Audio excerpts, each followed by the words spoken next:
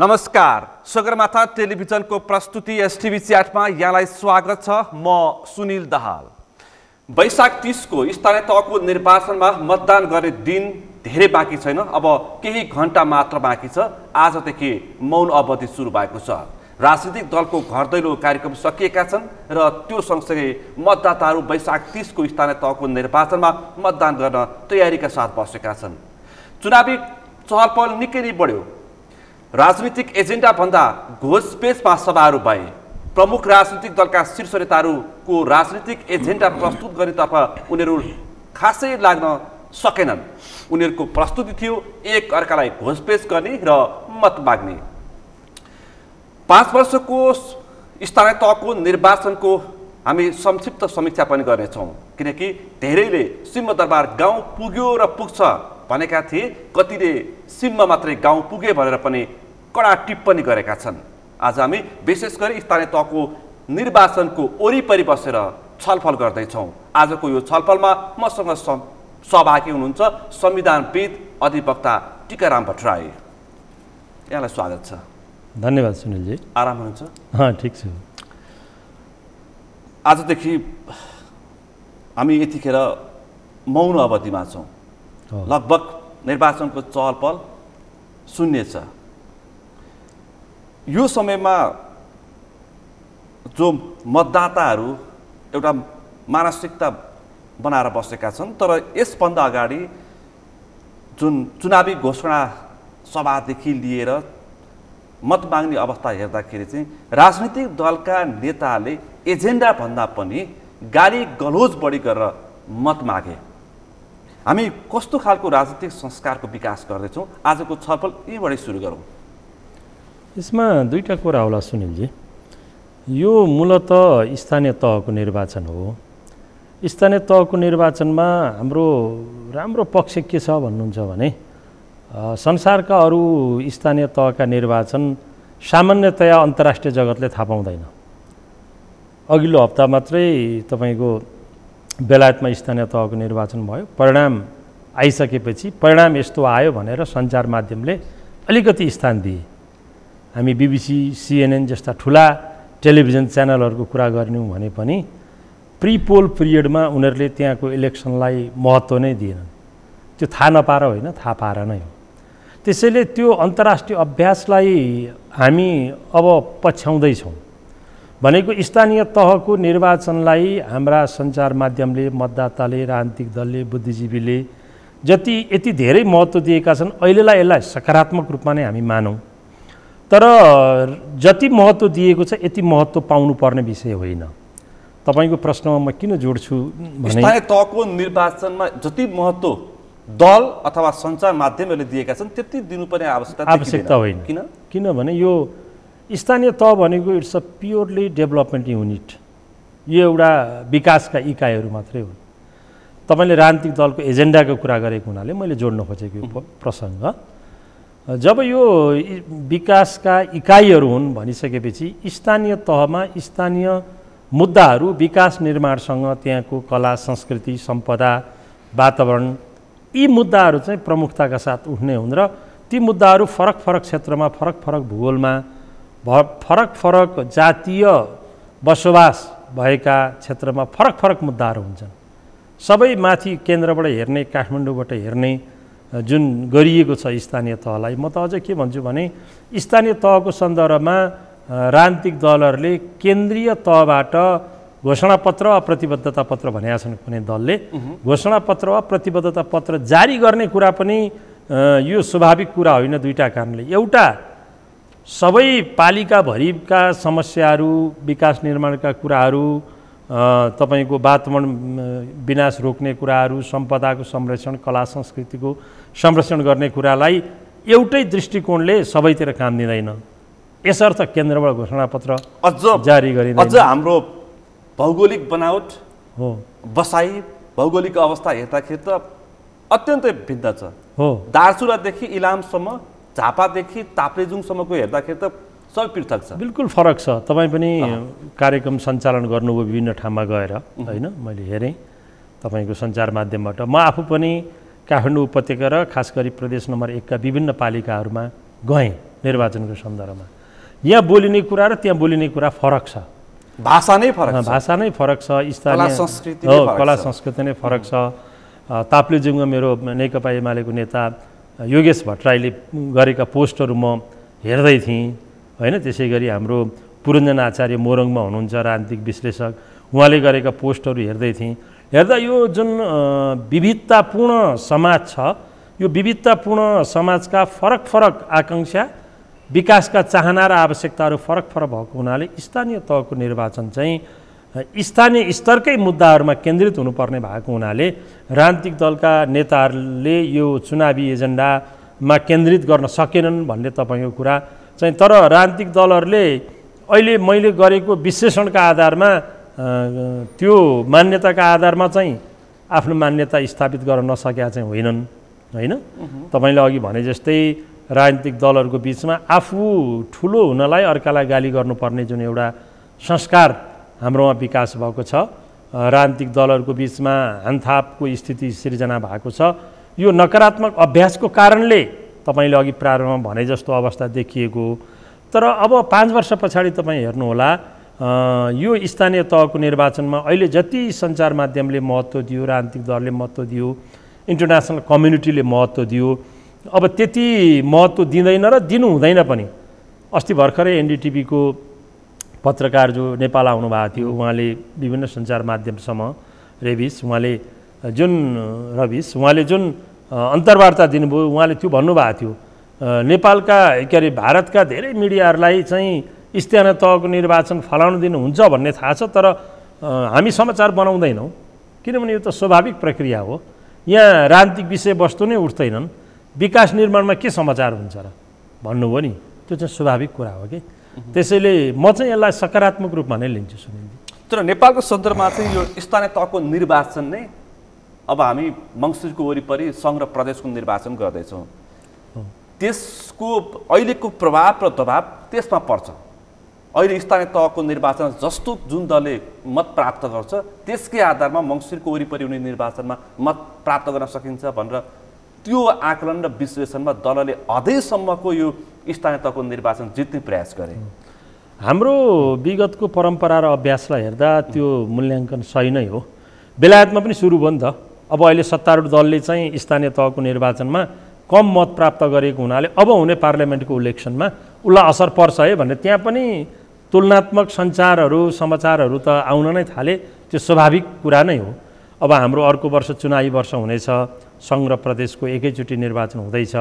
यो निर्वाचन परिणामले त्यो निर्वाचन परिणामलाई असर त गर्छ नै। यसको मनोवैज्ञानिक प्रभाव, यसको राजनीतिक प्रभाव, यसको दार्शनिक प्रभाव, यसको अर्थ राजनीतिक प्रभाव आउने निर्वाचनमा त्यो निश्चितै रूपमा पर्छ। तर म के भन्दैछु भने अब हामीले ट्रेन्ड चेन्ज गर्नुपर्छ।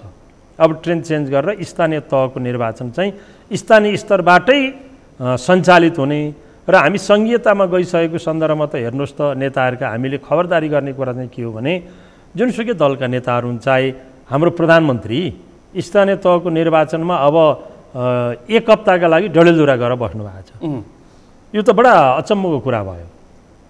यो यस्तो स्थानीय तहको एउटा निर्वाचनका लागि प्रधानमन्त्री नै आफ्नो गृह जिल्लामा गएर बस्ने 7-7 दिनसम्म बस्ने कुरा त यो अस्वाभाविक र अचम्म लाग्दो कुरा हो। प्रतिष्ठाको लडाइँ जस्तो पो देखिएको छ। हो, प्रतिष्ठाको लडाइँ जस्तो देखिएको छ। अनि प्रधानमन्त्रीका कुरा मात्रै होइन, हाम्रो विपक्षी दलको नेता हिजो तपाईँले हेर्नुभयो भने 6वटा सभामा उहाँ सहभागी हुनुभयो, झापादेखि काठमाडौँसम्म। उहाँको डेली रुटिन उहाँको स्वकीय सचिवले बताइरहनु भएको थियो, राति 2 बजे उहाँ सुत्नुहुन्छ भनेपछि। अनि प्रचण्डजीको कुरा गरौँ, माधव नेपालजीको कुरा गरौँ, प्रमुख नेताको कुरा होइन भनेपछि स्थानीय तहको निर्वाचनलाई यति धेरै महत्त्व, यति धेरै समय उहाँले जुन दिइरहनु भएको छ, सङ्घीयता आइसकेको सन्दर्भमा पार्टीको केन्द्रीय नेता नै, प्रधानमन्त्री नै, पार्टी अध्यक्ष नै हेलिकप्टर चार्टर गरी हरेक कुना कप्चारा जानुपर्ने परिस्थिति होइन। अब त हामीले लोकल लिडरहरू प्रदेश स्तरमा, जिल्ला स्तरमा उत्पादन गर्नुपर्ने, उनीहरूलाई विश्वास गर्नुपर्ने, त्यो अनुसारको जिम्मेवारी दिनुपर्ने, पार्टीका संरचनाहरू त्यसरी तयार हुनुपर्ने।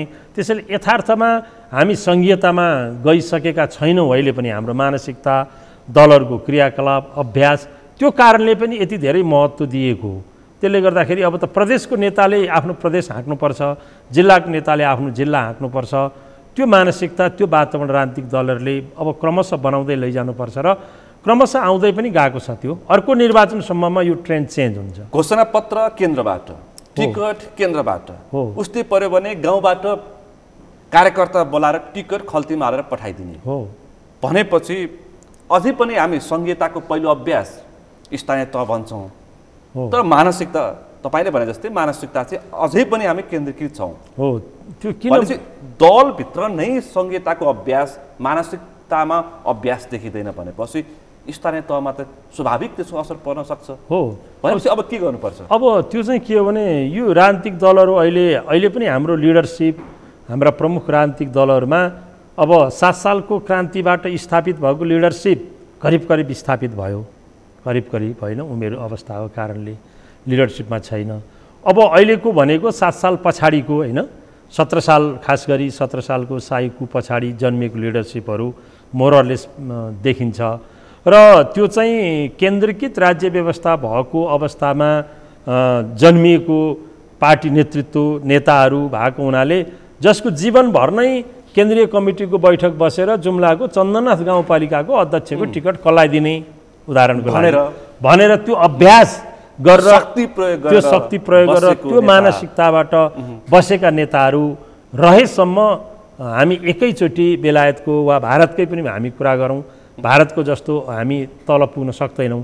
तर क्रमशः राजनीतिक दलहरूमा पनि अहिलेका सबै राजनीतिक दलहरूको नेतृत्वमा प्रमुख पात्रहरू जो हुनुहुन्छ उहाँहरूको उमेर अवस्थाको कारणले गर्दा अधिकतम 5 वर्ष 7 वर्ष त्योभन्दा बढी छैन।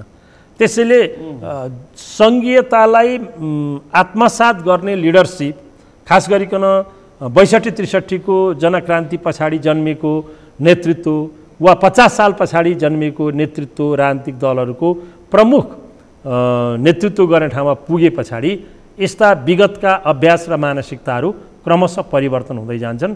तर धेरै परिवर्तन हुँदै पनि गएको छ। म आशावादी छु। म अस्ति झापा गएको थिएँ, मेरो एकजना आफ्नै रिलेटिभ फुपूको घरमा म गएँ भेट्न।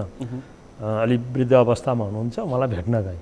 कस्तो मलाई रमाइलो लाग्यो भन्नुहुन्छ भने उहाँको जेठो छोराको एउटा छोरो माओवादीको कार्यक्रममा हिँडिरहेको छ, अनि उहाँको माइलो छोराको अर्को छोरो काङ्ग्रेसकोमा हिँडिरहेछ, अनि उहाँको कान्छो छोरा एमालेको सभामा हिँडिरहनु भएको छ, अनि उहाँहरू सँगै बस्नुहुन्छ, मेरो पार्टीको यस्तो छ, तेरो पार्टीको यस्तो छ भन्नुहुन्छ। सौहार्द रूपमा कुराकानी भइरहेको छ। म विगतमा आजभन्दा 5 वर्ष अथवा 10 वर्ष अगाडिको स्थानीय तहको निर्वाचनको सन्दर्भमा त्यही ठाउँमा जाँदा, झापामा जाँदा वा मोरङमा जाँदा म अन्त पनि गएको छु होइन, जाँदाखेरि जुन कल्चर थियो नि त्यो धेरै विकास भइसकेको छ। अहिले हेरौँ न, झिना झप्टी झडप घाइते टाउको फुटेको हातखुट्टा भाँचिएको खासै छैन। परिवर्तन त हुँदो रहेछ नि। त्यसैले राजनीतिक संस्कार हामीले क्रमशः विकास हुँदै पनि गरेका छौँ र अहिलेको निर्वाचनको मैले सबैभन्दा सकारात्मक र आशलाग्दो एउटा प्रवृत्ति चाहिँ के देखियो भने राजनीतिक झिना झप्टी चाहिँ कम भएको छ, तोडफोड कम भएको छ, राजनीतिक नेताहरूमा गाली गलोज अलिअलि छ, पार्टीहरूको बिचमा भएको टुटफुटको कारणले पनि त्यो हो र पुरानो नेतृत्व रहिरहेको कारणले पनि त्यो हो। तर एकदमै परिवर्तनशील छ यो। त्यसैले म त एकदमै आशावादी छु। भनेपछि यो जुन 30-35 वर्षदेखि नेतृत्व गरेर आएका जुन केही नेताहरू छन्, यिनीहरूको अवसान पछाडि चाहिँ 62-63 पछाडि उदाएका नेताहरूबाट चाहिँ अब अझै सकारात्मक हामी राजनीतिक अपेक्षा गर्न सक्छौँ होइन? हो, सकारात्मक राजनीतिक संस्कार विकास हुन्छ होइन। राजनीतिक एजेन्डाहरू राजनीतिक दलहरूले स्थापित गर्न सक्नुपर्छ। एजेन्डा भनेको मैले यो स्थानीय तहको वा सङ्घको प्रदेशको चुनावको एजेन्डा मात्रै होइन, आफ्नो दलभित्र आफ्नो दलको महाधिवेशनमा होइन, दलको नीति निर्माण गर्ने तहमा राजनीतिक एजेन्डा चाहिँ त्यहाँ स्थापित गर्ने हो। त्यहाँ स्थापित गरेका एजेन्डाहरूलाई चाहिँ अनि चुनावको बेला जनतामा लिएर जाने हो। पुरानो मानसिकता बोकेका त अझै पनि हिजो अस्ति पनि हामी देख्दै थियौँ, साडी बाँडिरहेछन्, चुरा बाँडिरहेछन्। अब प्रधानमन्त्रीकै धर्मपत्नी बजेट दिन्नौ, हाम्रो पार्टीले जितेन भनेर उहाँ भाषण गर्दै हुनुहुन्छ। पुष्पकमल दाहाल प्रचण्ड देश दुर्घटनामा जान सक्छ भनेर चेतावनी दिनुहुन्छ।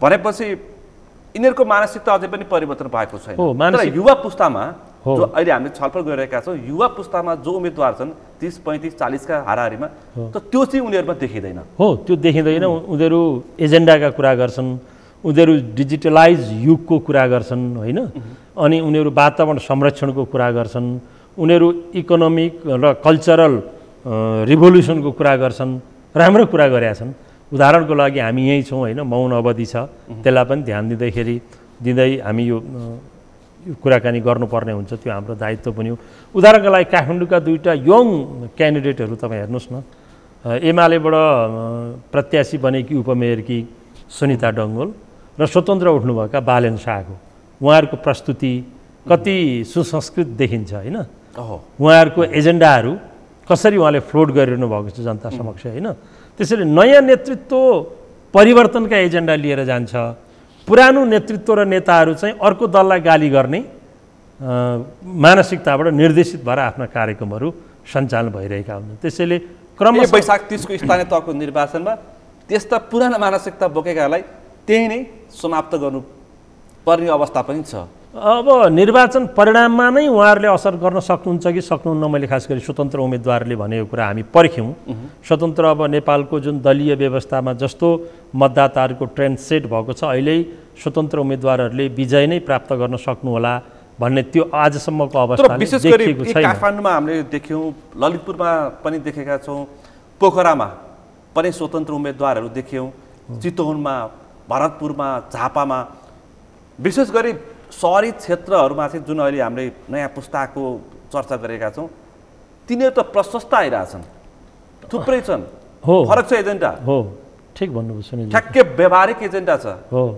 जुन अहिले हामीले छलफलमा विषय उठान गऱ्यौँ त्यसलाई उनीहरूले समातेर त्यसमाथि टेकेर उनीहरूले चाहिँ राजनैतिक चुनावी एजेन्डा बनाइरहेछन् हो तर त्यस्ता मान्छेहरूको स्वतन्त्र मान्छेहरूको मनोभावनाको प्रतिनिधित्व राजनीतिक दलले गर्नुपर्छ दलीय व्यवस्थामा संसारभरिकै दलीय व्यवस्था भएका मुलुकमा तपाईँ चाहे स्थानीयको होस् चाहे सङ्घको होस् स्वतन्त्र मान्छेहरूले निर्वाचन जित्ने भनेको त्यो 1%मा पनि देखिँदैन होइन पर्सेन्टमै आउँदैन फिगरमै आउँदैन समग्र कुराकानी गर्दा त्यस्ता मान्छेहरूको मनोभावनाको प्रतिनिधित्व गर्न सक्ने हाम्रा राजनीतिक दलहरू हुन् क्या ती मान्छेहरू राजनीतिक दलमा किन नअटाएर स्वतन्त्र रूपमा निर्वाचन उठ्नु पर्यो योभन्दा अगाडिको हामी रन्जु दर्शनाको कुरा गऱ्यौँ कति राम्रो प्रस्तुति थियो होइन रन्जु दर्शनाको 23,000 मत पनि त हो थियो एउटा युवाहरूको ठुलो आवाज थियो तर त्यही रन्जु दर्शनाको पार्टी विकल्प दिन भनेर जन्मेको त्यही पार्टी पनि विभाजन भयो क्या दुःखद कुरा चाहिँ त्यसैले प्रमुख दलहरू यहाँका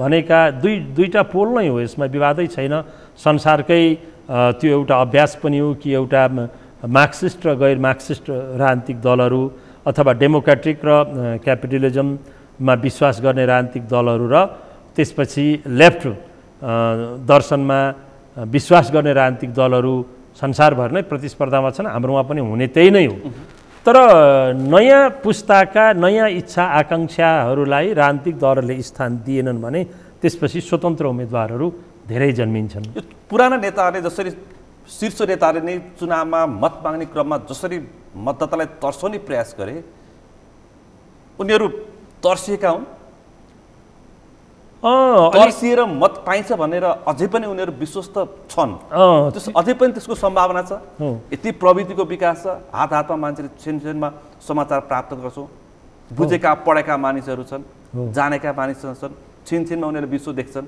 तर पनि नेताहरू तर्साउन खोज्छन् एउटा भ्रम चाहिँ राजनीतिक दलका नेताहरूमा सबै नेताहरूमा के पाइन्छ भने जहाँ जाँदा पनि एउटा भिड जम्मा हुन्छ अनि ठुलो माला लगाइदिन्छन् गलाभरि खादा लगाइदिन्छन् हेलिकप्टरमा जान्छन् प्लेनमा जान्छन् अनि अघि पछाडि 100-150 एउटा मोटरसाइकल हुन्छन् अनि मान्छे कोही स्वतस्फूर्त आएका हुन्छन् अधिकांश चाहिँ ल्याइएका हुन्छन् यो भन्न मलाई कुनै गाह्रो छैन अधिकांश चाहिँ ल्याइएका हुन्छन् टोलमा बस पठाएर मोटरसाइकल पठाएर ल्याइएका हुन्छन् अनि जो मान्छे त्यहाँ जान्छ नि नेता भएर उसलाई भ्रम के छ भने यो सबै मेरो प्रभावले मेरो व्यक्तित्वले मेरो दर्शनमा विश्वास गरेर आएका यी स्वतस्फूर्त यी मेरा कार्यकर्ता हुन् मानौ कुनै भजन मण्डलीका सदस्य हुन् ती जनता होइन अनि मलाई ठुलो श्रद्धा गर्छन् म यिनको नेता हुँ त्यसैले म जे भन्छु यिनले त्यही मान्छन् भनेर जनतालाई कम आँक्ने जुन मानसिकता छ नि त्यही मानसिकताको उपज हो मतदातालाई धम्क्याउने। मैले हिजो प्रधानमन्त्री भएँ, एकचोटि भएँ, दुईचोटि भएँ, तीनचोटि भएँ, म पार्टीको नेता हुँ, यत्रो नेता हुँ, मेरा पछाडि यत्रा मोटरसाइकल छन्, माला छन्, खादा छन्, जिन्दाबाद भन्छन्, आई लभ यु भन्छन्।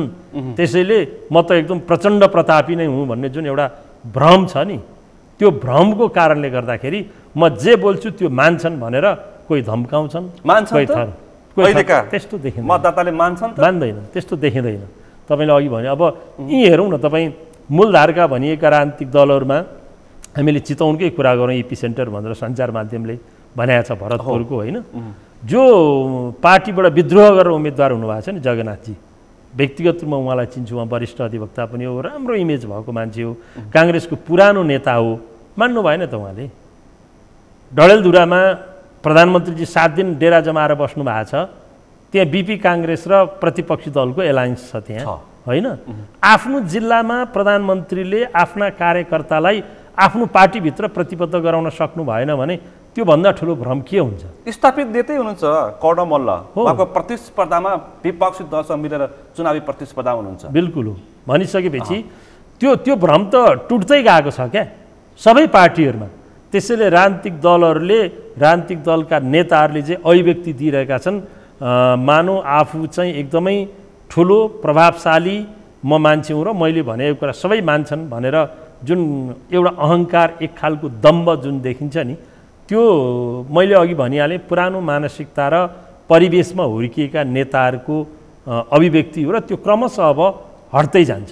उनीहरू बिस्तारै बिस्तारै फेज आउट हुँदैछ। हो, त्यो राजनीतिक दलहरूमा पनि अब नयाँ नेतृत्व आउने अवस्था देखिएको छ। कतिपय राजनीतिक दलहरूमा सहज रूपमा त्यो नेतृत्व जन्मिन्छ, कतिमा अलिकति अप्ठ्यारो अवस्था होला, विद्रोह गर्नुपर्ने अवस्था होला, अलि विद्रोही र आलोचनात्मक चेत भएका मान्छेहरू किनारामा परेका होलान् वा किनारामा पारिएका होलान्, तर अब टिक्दैन। त्यसैले म के भन्दैछु भने राजनीतिक दलहरूले आफ्नो एजेन्डा सेट दलको नीति निर्माण गर्ने संस्थाबाट गरून् र त्यो एजेन्डा निर्वाचनमा लिएर जाउन्। निर्वाचनका बेला नयाँ एजेन्डा बन्ने होइन। निर्वाचनका बेला नयाँ एजेन्डा बन्ने भनेको मतदातालाई भ्रम छर्ने हो, मतदातालाई गैर कानुनी प्रभावमा पार्ने हो। त्यसैले एजेन्डा सेट भनेको दलले आफ्नो नीति निर्माण गर्ने जुन तह हुन्छ त्यो तहबाट गर्नुपर्छ। दलका घोषणापत्र त यस्ता छन् कि अब घोषणापत्र काठमाडौँबाट प्रदान गरिएको छ, ताप्लेजुङदेखि दार्चुलासम्मलाई। त्यहाँ मोनोरेल र मेट्रो रेल, भ्यू टावर र गेटसम्म स्मार्ट सिटीदेखि लिएर सबै विषयवस्तु त्यहाँ हालिदिएका छन्। अब स्थानीय तहको त्यहाँ दार्चुलाको समस्या पिउने पानीको छ, सडकको छ, होइन। त्यहाँ त एउटा व्यक्तिलाई छानको समस्या छ र छाकको पनि समस्या छ, तर उनीहरू स्मार्ट सिटीको उपहार दिँदैछन् नेताहरूले। सङ्घीय निर्वाचनको सन्दर्भमा त्यस्ता कुरा पनि आवश्यक हुन्छन्। त्यो केन्द्रको पार्टीले नै घोषणापत्र जारी गर्ने। तर स्थानीय तहका ती उम्मेदवारले पनि स्मार्ट सिटी दिएका छन्।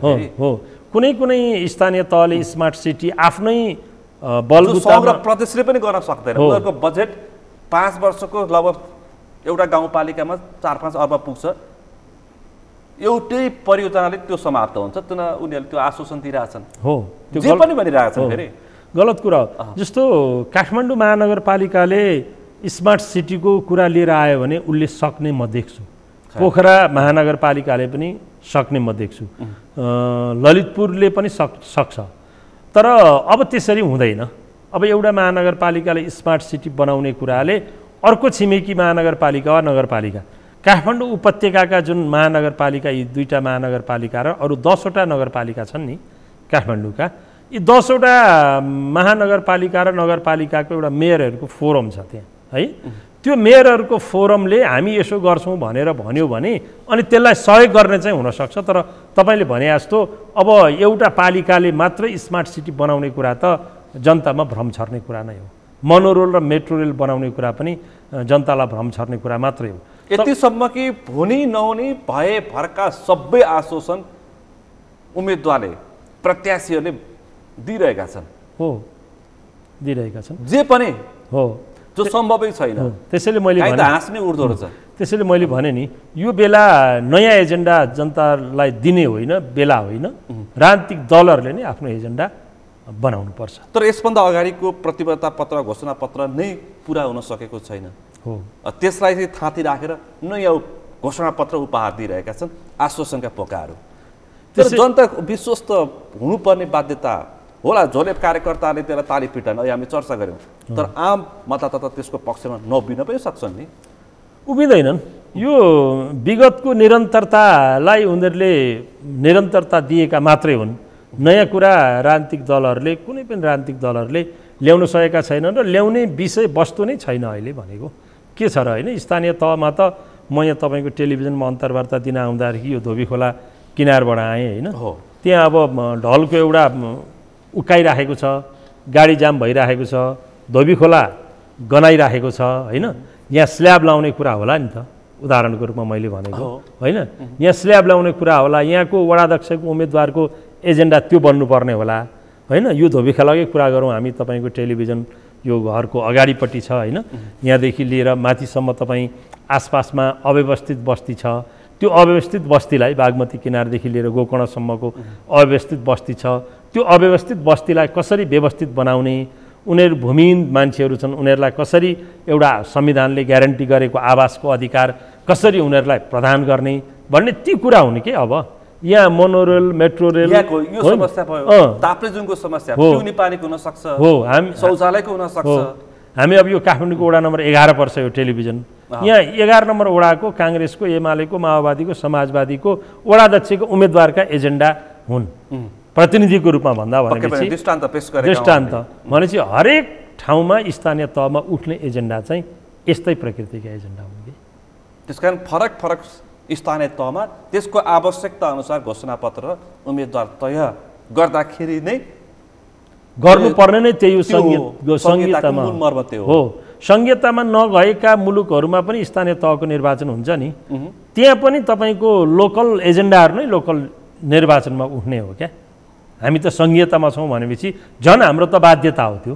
त्यसैले अहिले जे भइरहेको छ त्यो राम्रो भइरहेको छैन, तर अघि हामीले चर्चा गरे जस्तै सकारात्मक कुराहरू पनि बिस्तारै परिवर्तन बिस्तारै हुँदै हुँदै गएको छ र राम्रो छ। म त स्थानीय तहको तपाईँको पछाडि प्रश्न पनि होला, विगतको स्थानीय तहको यो 5 वर्षको अभ्यास हामीले हेऱ्यौँ भने आजको दिन हामी सार समीक्षा गर्न सक्छौँ। हो, हेऱ्यौँ भनेदेखि त्यो असाध्यै सकारात्मक दिशामा अगाडि बढेको देखिन्छ। असाध्यै भन्ने शब्द मैले प्रयोग गरेँ, असाध्यै नै हो र भने असाध्यै सकारात्मक दिशामा ओरिएन्टेसन भन्छ नि, पोजिटिभ ओरिएन्टेसनतर्फ चाहिँ यो गएको छ, यो नकारात्मकतिर छैन। तर एक थरीले सिंहदरबार गाउँ पुग्यो र गाउँ पुगिसक्यो भने, तर फेरि अर्को थरीले सिंहदरबार यहीँ बस्यो, सिंह मात्रै गाउँ पुग्यो भनेर सामाजिक सञ्जालमा ठट्टा गरिरहेको छ। अब त्यो पनि काहीँ कतै विकृति देखेको छ नि त। आफन्तलाई टिकट, आफन्तलाई ठेक्का, आफन्तलाई उपभोक्ता समितिको अध्यक्ष, आफन्तलाई खानेपानीको उपभोक्ता समितिको अध्यक्ष बनाएर बजेट तलमाथि गरेका पनि त थुप्रै आएका छन् त नि। त्यस्ता समस्या पनि आएका छन् नि। तपाईँले भने जस्ता बिम्बहरू प्रयोग भएका छन्, नकारात्मक कुराहरू हुँदै नभएका होइनन्। मैले दिशा, सकारात्मक दिशा भन्ने शब्द प्रयोग गरेँ नि। मैले किन सकारात्मक दिशा भन्दैछु भनेदेखि सबै तपाईँको 753 वटा सरकार अहिले आफ्नो खुट्टामा उभिएर चल्न सक्ने भएका छन् के। स्थानीय सरकार, संविधानको धारा हाम्रो 2टा 55 र 56 यस्तो शक्तिशाली धारा छन्, त्यसले चाहिँ स्थानीय तह तपाईँको प्रदेश र सङ्घलाई एउटै अधिकारहरू प्रदान गरेको छ क्या। तिनै तहका सरकारहरूलाई एकै अधिकार प्रदान गरेको छ र तिनटै तहका सरकारलाई उसले मान्यता दिएको छ। सङ्घ परम्परादेखि चलेको सरकार, प्रदेश सङ्घीयता आएपछि चलेको सरकार, स्थानीय तह अब हामीले पुराना गाउँ गाविस गाउँपालिकाहरूलाई एकीकृत गरेर पुराना गाउँपालिका एउटा गाउँपालिकाको एउटा वडा बनायौँ अहिले होइन, एउटा वडा बनाएको।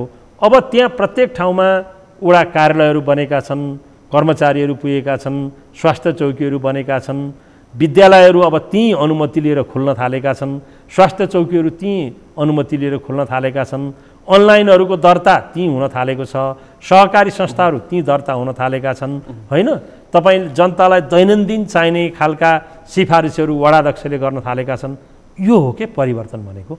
मैले यसर्थ सकारात्मक भनेको, हिजो जिल्ला सदरमुखमा आउनुपर्ने वा तपाईँ सञ्चार माध्यमकै कुरा गर्नुहुन्छ भने त सूचना विभाग आउनुपर्ने, डडेलधुराको एउटा एफएम रेडियो अनलाइन खोल्न पनि सूचना विभाग आउनुपर्ने।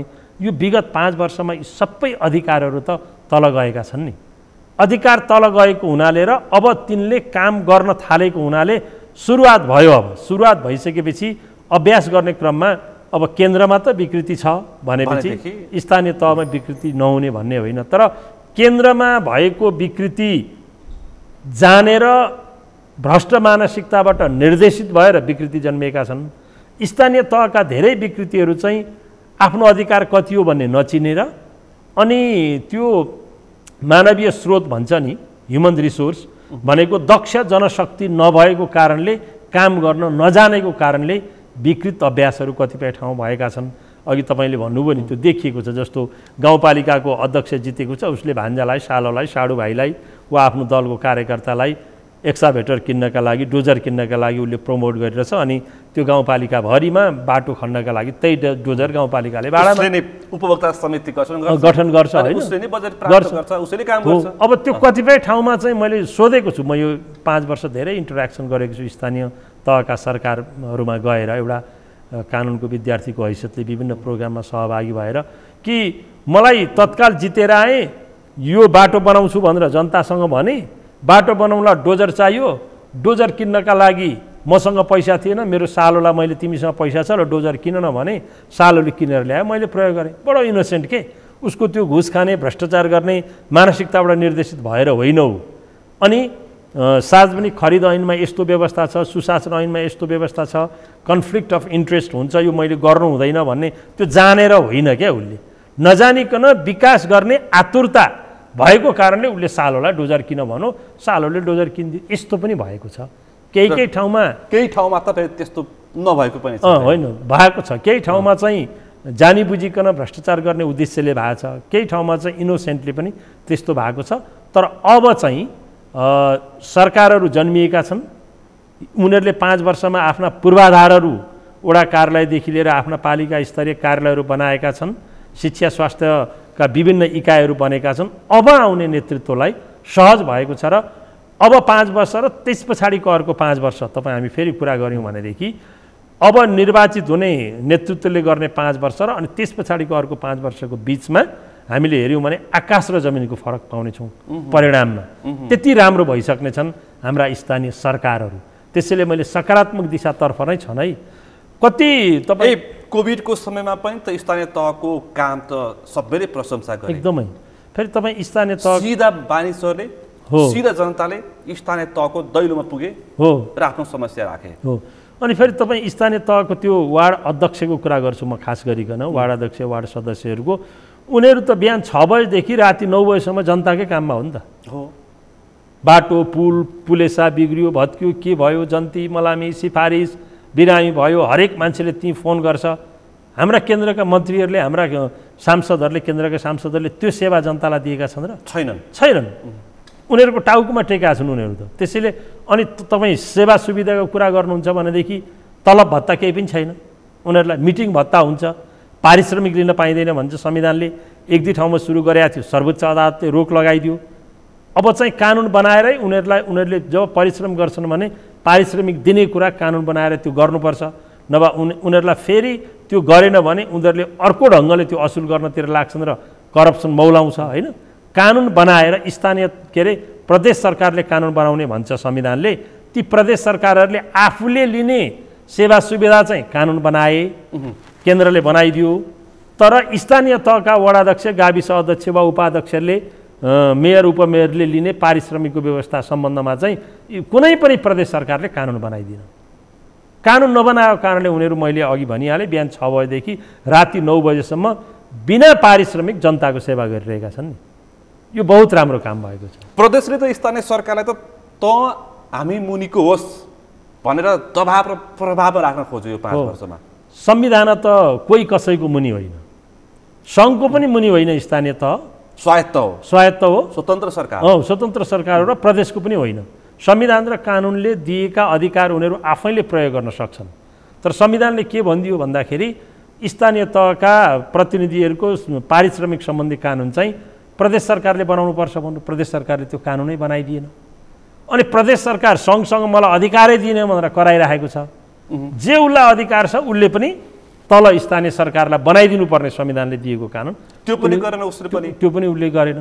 भनेपछि हामी विगतमा अञ्चल र विकास क्षेत्रहरू थिए नि त्यो मानसिकताबाट अझै पनि हामी पर जान सकेका छैनौँ। हो त्यो तर अबको 5 वर्षभित्र चाहिँ त्यो जुन किसिमको एउटा डोरी छ त्यो चुडिन्छ। चुडिन्छ, बिल्कुल चुडिन्छ। त्यो चुडिने क्रम सुरु भइसकेको छ। तर यो सबै हामी यो छलफल गर्दाखेरि अनि टिकट वितरणको क्रममा चाहिँ मन्त्री भइसकेका सांसद भइसकेका अब सङ्घमा प्रदेशमा सांसद मन्त्री भइसकेका पनि स्थानीय तहमा गएर प्रतिस्पर्धा गर्दैछन् गइरहेका छन्। भनेपछि स्थानीय तहको एउटा कार्यकारी जुन बजेट छ एउटा प्रदेशको सांसदको बजेट उसले कति पाउँछ र तर अघि मैले उल्लेख गरेँ एउटा सामान्य गाउँपालिकामा 5 वर्षभित्र झन्डै 5 अर्बको बजेट पुग्छ। त्यसरी पनि यहाँ माथि सङ्घ र प्रदेशमा प्रतिस्पर्धा गरिसकेका मानिसहरू पनि स्थानीय तहमा प्रतिस्पर्धा गर्न जान लालाइ देखिए। धेरै ठाउँमा प्रदेश तहका सांसदहरू राजीनामा दिएर उठाएका छन् स्थानीय पार्टी। अहिले काठमाडौँ महानगरपालिकाको मेयरको प्रत्याशी केशव स्थापित पनि बागमती प्रदेशको प्रदेश सांसद हुनुहुन्छ। झापामै पनि झापामै पनि त्यस्तो देखिएको छ हैन, धेरै ठाउँमा हुनुहुन्छ। त्यसका दुईटा कुरा होला सुनिलजी। एउटा चाहिँ स्थानीय तहले स्थानीय जनतालाई जुन सेवा सुविधा प्रवाह गर्छ त्यो सेवा सुविधा प्रवाह गर्ने ठाउँमा आफै संलग्न भएर जनताको सेवा गरौँ भन्ने एउटा त्यो पवित्र उद्देश्य होला। अर्को तपाईँले भने जस्तो बजेट अलि धेरै जान्छ त्यहाँ, त्यो बजेट परिचालन गर्दाखेरि पार्टी पनि बलियो हुने आफू पनि बलियो हुने भन्ने होइन, त्यो आशय पनि हुन सक्ला। तर हामीले स्थानीय तहलाई जति अधिकार दिएका छौँ संविधानले जति अधिकार दिएको छ त्यो हेर्दा प्रदेशको एउटा सांसद भन्दा गाउँपालिकाको एउटा वडाध्यक्षको अधिकार चाहिँ धेरै छ।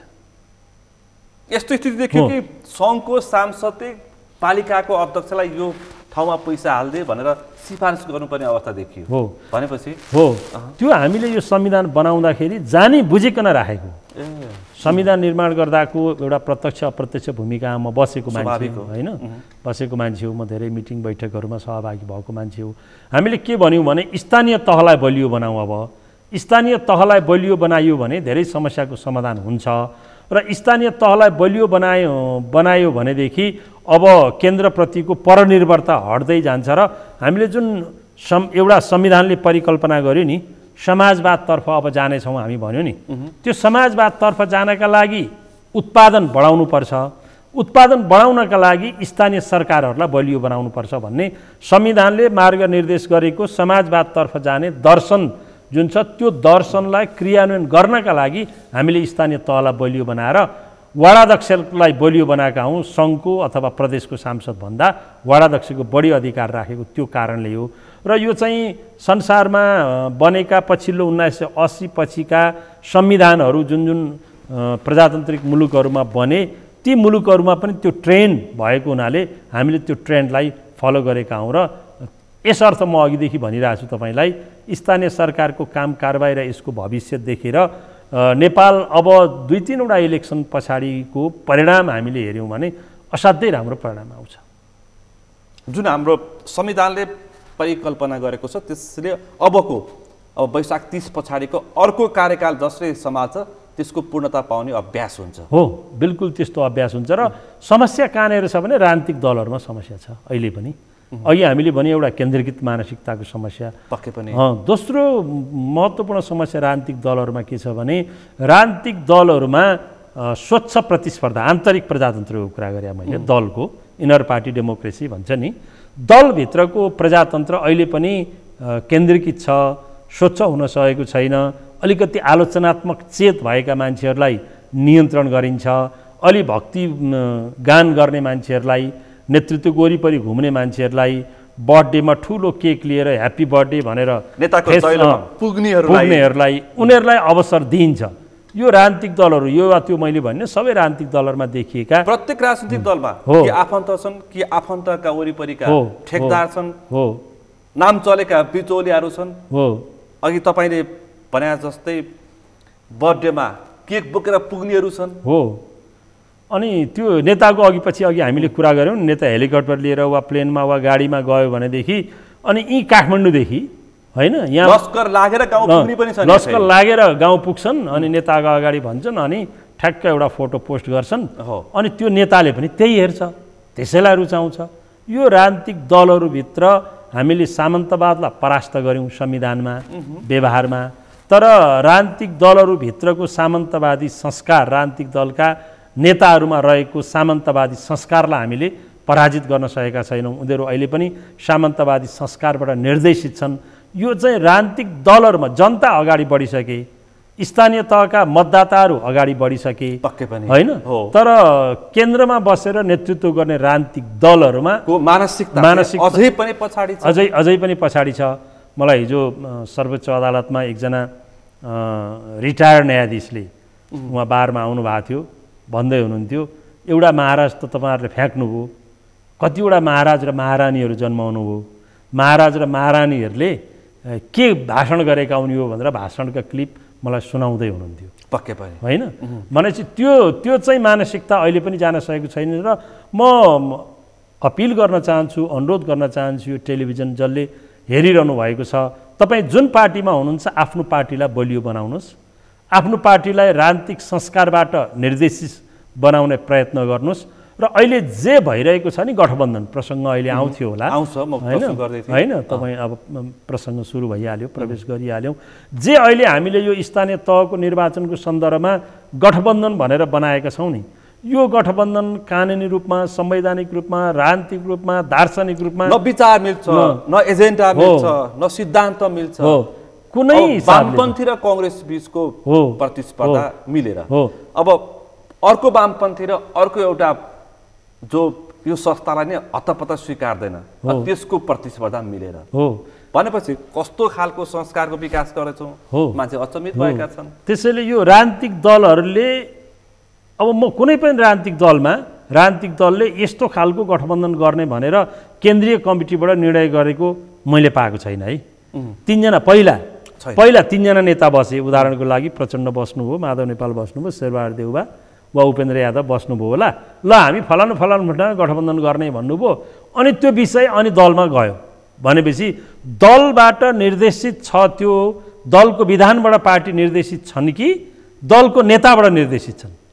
अब विधानबाट निर्देशित पार्टी बनाउनुपर्छ अबका पुस्ताले, नेताबाट निर्देशित पार्टी होइन, विधानबाट निर्देशित पार्टी बनाउनु अबको चुनौती छ।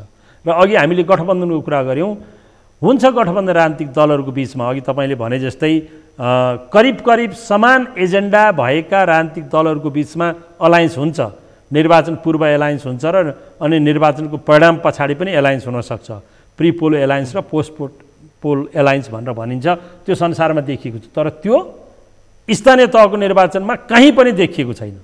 स्थानीय तहको निर्वाचनमा चाहिँ कहीँ पनि छैन। मेरो अध्ययनको कमी हुनसक्छ, तर मैले धेरै खोजेँ संसारमा स्थानीय तहको निर्वाचनको सम्बन्धमा अलायन्स कहीँ पनि हुँदैन। र यस्तो जुन खालको अलायन्स अहिले गरिएको छ नि छरपष्ट छ, कहीँ कतै एउटा छ, कहीँ राप्रपा छ, कहीँ फेरि एमाले र माओवादी मिलेर अर्कोलाई, कहीँ फेरि समाजवादी र माओवादी मिलेर अर्को विरुद्ध, सुन्दाखेरि पनि अचम्म लाग्ने खालका एलायन्स बनेका छन्। अचम्म लाग्छ हो त। मेरो निर्वाचन क्षेत्र झापा गौराद म अचम्मै छ पुगेका थिएँ। तपाईँ त्यहाँ एउटा वार्डमा काङ्ग्रेसको एकजना त्यागी पुरानो मान्छे शिक्षक हुनुहुन्छ, राजीनामा दिएर हँस्य हथौडा चिन्ह लिएर चुनाव लड्नु भएको छ। अनि त्यस्तोसम्म यो विकृत अभ्यास देखिएको छ क्या। त्यसैले दर्शनबाट निर्देशित दल बनाउने अबको चुनौती हो, नीति र कार्यक्रमबाट निर्देशित दल बनाउने अबको चुनौती हो। तिमी नेता अस्थायी हो, दल स्थायी हो, दर्शन स्थायी हो, नेतृत्व अस्थायी हो भनेर औँला ठड्याउन सक्ने यो नेतृत्व हरेक स्वार्थको राजनीति मिलोमतोलाई जनताले वैशाख 30 को स्थानीय तहको निर्वाचनमा देखाउँछन् होला। अब यो जनताको बाध्यता हो अहिलेलाई। अब यसलाई जे भएको छ यसलाई सामना गर्ने, यसमा अभ्यस्त हुने र त्यो प्रवृत्तिलाई क्रमशः सुधार गर्दै लैजाने, त्यो बाहेक अरू विकल्प छैन। अब अलायन्स भनिदिएको छ, मन परे अलायन्सको उम्मेदवारलाई भोट हाल्ने होला, नपर्नेले कहीँ पनि नहाल्ने होला होइन। त्यो भएको कारणले गर्दा हामी के भन्दै थियौँ भने सङ्घीय लोकतान्त्रिक गणतन्त्रको जुन संविधान बनेको छ र राजनीतिक दलहरू जसरी दर्शनमा आधारित भएर चल्नुपर्ने थियो, यो संविधानले देखाएको बाटो र राजनीतिक दलहरू हिँड्न खोजेको बाटो चाहिँ आपसमा कन्ट्राडिक्ट गरिरहेको छ कि मिलेको छैन होइन। त्यसैले राजनीतिक दलहरूको बिचमा लेफ्ट पार्टीहरूको एलायन्स बिल्कुल प्राकृतिक एलायन्स हुन्छ, डेमोक्रेटिक पार्टीहरूको अलायन्स बिल्कुल प्राकृतिक हुन्छ, अरू क्षेत्रीय पार्टीहरू पनि हुन्छन्, क्षेत्रीय पार्टीहरूको अलायन्स पनि त्यो एउटा नेचुरल हुन्छ। तर अहिले जे अलायन्स बनिरहेको छ त्यो अलायन्स चाहिँ राजनीतिक रूपले पनि, दार्शनिक रूपले पनि, भौगोलिक रूपले पनि, कुनै हिसाबले पनि यो चाहिँ नेचुरल छैन, यो अननेचुरल हो। यस्तो अलायन्स त दण्डित हुनुपर्छ। जसरी पनि निर्वाचन जित्ने हो। एउटा सामाजिक सञ्जालमा मैले पोस्ट देखेको थिएँ कि सबै ठुला राजनीतिक दलका अनुहार छोपेर अनि चुनाव चिन्ह छोपेर अनि त्यसपछि उनीहरूका झन्डा छोप्यो भने कोही पनि 101 मा कोही पनि कमी छैन रे। व्यवहार त ठिकै भन्नुभयो। हो, कोही पनि हो। पुष्पकमल दाहाल, शेरबहादुर देउवा, केपी शर्मा ओली, उपेन्द्र यादव, माधव नेपालको व्यवहार त के फरक छ त? हो, त्यो सिद्धान्तमा भन्दा बाहेक, विधानमा लेखेका शब्दभन्दा बाहेक व्यवहार त के फरक छ त? जनतालाई त व्यवहार चाहिएको हो नि त। पार्टी कब्जा गर्ने, विधान बमोजिम नचलाउने, अनि कार्यकर्ता पनि अघि तपाईँले भन्नुभयो टिकट दिँदाखेरि त्यो सिस्टमबाट नदिने, यो प्रवृत्ति भनेको एकदमै 62-63 पछाडि हुर्किएको प्रवृत्ति हो। फेरि तपाईँ त्योभन्दा अगाडि हेर्नुहुन्छ दलहरूमा संस्थागत विकास थियो है, पार्टीको सम्बन्धित तहको मिटिङ बस्थ्यो, सिफारिस हुन्थ्यो, तीभित्र सहमति असहमतिका कुराहरू हुन्थे होइन, असहमत हुनेहरू पनि आफ्नो मत राख्थ्यो। 62-63 पछाडि हामीले जे अभ्यास गऱ्यौँ नि, पार्टीमा पुगेर कब्जा गर्ने र फरक मत राख्ने मान्छेलाई किनारा लगाउने। आज नेकपा माओवादी कति टुक्रा भएको छ, नेपाली कङ्ग्रेसको हालत के छ, एमाले यत्रो विरासत जुन प्राप्त गरेको थियो अघिल्लो निर्वाचनमा, आज एमाले जसरी विभाजित भइरहेको छ होइन, भनिसकेपछि सबै दलहरूमा पार्टी कब्जा गर्ने, नेताले कब्जा गर्ने। अब नेताले कब्जा गरेको पार्टी व्यक्ति प्रधान, विधान प्रधान होइन, व्यक्ति प्रधान। अब नेताले कब्जा गरेको पार्टीलाई सम्बन्धित पार्टीका नेता र कार्यकर्ताले नेताबाट मुक्त गरेर खोज्नु पर्यो। त्यो विधानको अधीनस्थ ल्याउनु पर्यो, नेताको अधीनस्थ होइन, नीतिको अधीनस्थ ल्याउनु पर्यो, दर्शन र कार्यक्रमको अधीनस्थ ल्याउनु पर्यो। त्यसरी पार्टीहरू चले भने र नयाँ पुस्ताले ती पार्टीहरूमा हस्तक्षेप गरेर त्यस प्रकारका कार्यकर्ताहरू जन्माउन सक्यो भने नेपालको मल्टिपार्टी डेमोक्रेसी र सङ्घीय यो निराशाको उपज वैकल्पिक शक्ति आउन सक्छ। म तत्काल त्यो सम्भावना देख्दिनँ। मैले 2-4वटा आर्टिकलहरूमा लेखेँ, वैकल्पिक राजनीतिको अभ्यास गरिरहनुभएका साथीहरू मसँग फोनमा वा भेट्दाखेरि पनि लामै उहाँहरूसँग मेरो इन्टरेक्सन भयो। अब म चाहिँ तत्काललाई राम्रो भए पनि नराम्रो भए पनि, राम्रो गरे पनि नराम्रो गरे पनि, मूलधारका जुन राजनीतिक दलहरू छन् नि नेपालमा, दर्शनमा आधारित दुईटा खास गरी लेफ्ट डेमोक्रेटिक दल र तिनको नेतृत्व गर्ने अहिले मूलतः काङ्ग्रेस र एमाले होइन, ती दलहरूको तत्काल म विकल्पको सम्भावना देख्दिनँ, कुनै पनि सम्भावना। एमाले महासचिव केही दिनदेखि एउटा विषय जबरजस्त स्थापित गर्न खोज्दै हुन्छ, 2 पार्टी सिस्टम अब नेपालमा सम्भावना छ, अबको दोस्रो इलेक्सनमा हामी त्यसमा जान सक्छौँ भन्दै हुन्छ। उहाँले के भन्न खोजेको? उहाँले बारम्बार त्यो भनिरहनु भएको छ। 2 पार्टी सिस्टम चाहिँ हामीले जुन संविधान बनाएका छौँ र जुन निर्वाचन प्रणाली हामीले संविधानमा राखेका छौँ, त्यो निर्वाचन प्रणालीको कारणले सम्भव छैन। त्यो छैन। 2 पोलार चाहिँ हुनसक्छ मेरो भनाइ, एउटा लेफ्ट र एउटा डेमोक्रेटिक होइन, डेमोक्रेटिक भनौँ हामी। त्यो दुईटा पोलार चाहिँ हुनसक्छ।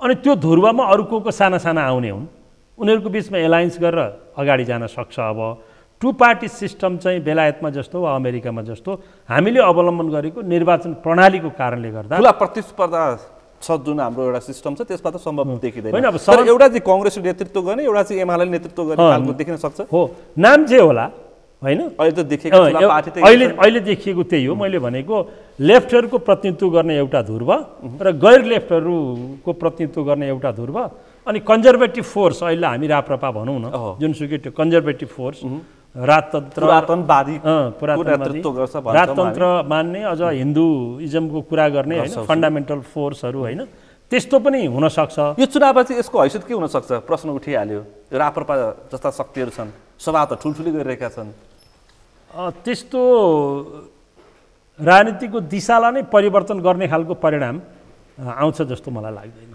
अनि ठुला गठबन्धन प्रतिपक्षको चाहिँ अवस्था के हो? होइन, मेजर पार्टीहरू अहिले जुन छन् कङ्ग्रेस र एमाले होइन, कङ्ग्रेस र एमाले नै अब एलायन्स पनि कति 28%मा न छ, जम्मा जम्मी 753मा 28%मा अलायन्स छ। एलायन्सले सोचे जस्तो परिणाम ल्याउला जस्तो मलाई लाग्दैन। अहिले पनि तपाईँ हाम्रो प्रमुख प्रतिपक्षी दलको नेताको विरुद्धको एलायन्स हो नि यो त, एमाले देखिएको होइन, त्यस्तो देखिएको छ। अब उनीहरूले भनेको प्रतिगमन विरुद्ध भन्ने देखिएको भनेर भाषा प्रयोग गरेर मत मागिरहेछन्। केपी शर्मा ओलीको जुन सक्रियता देखिएको छ त्यति सक्रियता एलायन्सका अरू कुनैको नेताको पनि देखिएन र जुन तहबाट प्रतिस्पर्धीलाई प्रहार गर्न सक्ने क्षमता केपी ओलीको देखियो त्यो क्षमता अरू कुनै पनि नेताहरूमा देखिएन। संभावित मत प्रक्षेपण कस्तो होला? हुन त यो स्वतन्त्र अहिले प्रक्षेपण गर्नु अब हामीलाई आचार संहिताले हुँदैन भनेर भन्छ। जुन मेजर ट्रेन्ड छ विगतका निर्वाचनहरूको त्यो ट्रेन्ड आधारभूत रूपमा परिवर्तन हुँदैन, म यति कुरा भन्छु तपाईँलाई। आधारपछि उस्तै खालको धेरै फरक नपर्ने खालको परिणाम आउन सक्छ। कुल 753 का प्रमुखहरूलाई आधार मानेर हेर्दाखेरि दुईटा पोल अहिले जन्मिएका छन्, एमाले र एमाले विरुद्धको पोल उस्तै नै हुन्छ। यो थोरै 5-10% तलमाथि अलग कुरा होला होइन, 60-40 होला, 45 तपाईँको 55 होला होइन, तर मेजर परिवर्तन हुने सम्भावना म देख्दिनँ। यस पछाडि वैशाख 30 को परिणाम पछाडि चाहिँ के हुन्छ? मान्छेले चाहिँ सत्ता गठबन्धन फेरबदल हुन्छ अथवा गठबन्धनै टुट्छ अथवा कङ्ग्रेस र एमाले बीचमा पनि मिलेर प्रतिस्पर्धा गर्न सक्छन् सङ्घ र प्रदेशमा? फरक किसिमका टिप्पणी र विश्लेषण मानिसहरूले गरिरहेको छ। तपाईँलाई के लाग्छ? मलाई के लाग्छ भने नेपाली कङ्ग्रेसमा देशव्यापी रूपमा एउटा ठुलो विद्रोहको मैले सम्भावना देख्छु। त्यो भनेको एलायन्स गरेको कारणले निर्वाचन परिणाम हाम्रो विपक्षमा आयो, एलायन्स नगरेको भए यो राम्रो परिणाम, योभन्दा राम्रो परिणाम आउन सक्थ्यो भन्ने काङ्ग्रेसमा एक खालको त्यो निष्कर्षमा काङ्ग्रेसका कार्यकर्ता पुग्छन् होला। एउटा त्यो।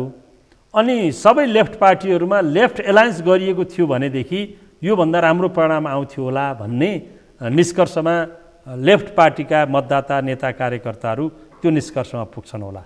त्यो निष्कर्षमा पुगिसकेपछिको स्वाभाविक त्यस पछाडिको के हुन्छ भन्दाखेरि आउने सङ्घको निर्वाचनमा अहिले जे भइरहेको छ यो गठबन्धनले निरन्तरता पाउँछ जस्तो म देख्दिनँ।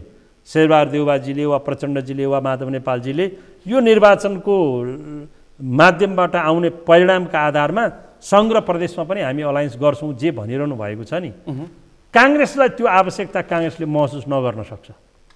त्यसैले म सम्भावना के देख्छु भनेदेखि लेफ्टहरू पनि फेरि धुलो टकटक्याउँदै उठेर अब विगतमा जे भयो अब हामी सङ्घ र प्रदेशको निर्वाचनमा एक भएर जानुपर्छ भन्ने कार्यकर्ता तहको ठुलो जनमत त्यो बन्छ होला। नेतृत्वले त्यसलाई कतिको स्वीकार गर्छ त्यो केही महिना पर्खिनुपर्छ। तर कार्यकर्ता तहमा लेफ्टहरूमा अब यो टुटफुट र विभाजन होइन, अब अलायन्सतर्फ जानुपर्छ, पार्टी एक नभए पनि अब निर्वाचनमा चाहिँ सँगै जानुपर्छ भन्ने लेफ्ट ध्रुवमा पनि त्यो मानसिकता जन्मिन्छ र गैर लेफ्ट अथवा काङ्ग्रेसमा पनि अब लेफ्टहरूसँग एलायन्स गर्नु हुँदैन भन्ने त्यो एउटा निष्कर्ष निस्किन्छ होला र सङ्घ र प्रदेशको निर्वाचनमा अहिलेको जस्तो गठबन्धन हुन चाहिँ निकै कठिन छ। त्यति चाहिँ हामी अनुमान गर्न सक्छौँ। हस् त, निकै व्यस्त समय र यो महत्त्वपूर्ण यो घडीमा अहिलेको हामी स्थानीय तहको वैशाख 30 को मतदानको लागि केही घन्टा अगाडि यो छलफल गऱ्यौँ। यो छलफलमा सहभागिता जनाइदिनु भएकोमा विशेष रूपमा आभार व्यक्त गर्न चाहन्छु। यो एकदमै निर्वाचनको पूर्व सन्ध्यामा सगरमाथा टेलिभिजनले मलाई यो समय उपलब्ध गरायो, तपाईँलाई पनि धन्यवाद। र म देशभरिका यो टेलिभिजन सुनिरहनु भएका सबै मतदाताहरूलाई स्वस्थ निर्वाचनमा भाग लिन र आफ्नो मताधिकार प्रयोग गर्न अनुरोध पनि गर्छु। धन्यवाद। आज हामीले विशेष गरी वैशाख 30 को स्थानीय तहको निर्वाचनको वरिपरि बसेर र त्यो सँगसँगै पहिलो हामीले परीक्षा गऱ्यौँ स्थानीय सरकारको त्यसको पनि समीक्षा गऱ्यौँ र त्यो सँगसँगै मतदाताहरूको मानसिकताको कस्तो छ भन्ने विषयमा पनि हामीले टिका टिप्पणी र विश्लेषण गऱ्यौँ। आजको यो छलफलमा मसँग सहभागी हुनुहुन्थ्यो संविधानविद अधिवक्ता टिकाराम भट्टराई। आजको विषय प्रसङ्ग यति नै। भोलि अर्को विषय प्रसङ्ग साथ एसटिभी च्याटौनी वाचा गर्दै म सुनिल दाहाल पनि बिदा चाहन्छु। सगरमाथा टेलिभिजन हेर्दै गर्नुहोला। नमस्ते।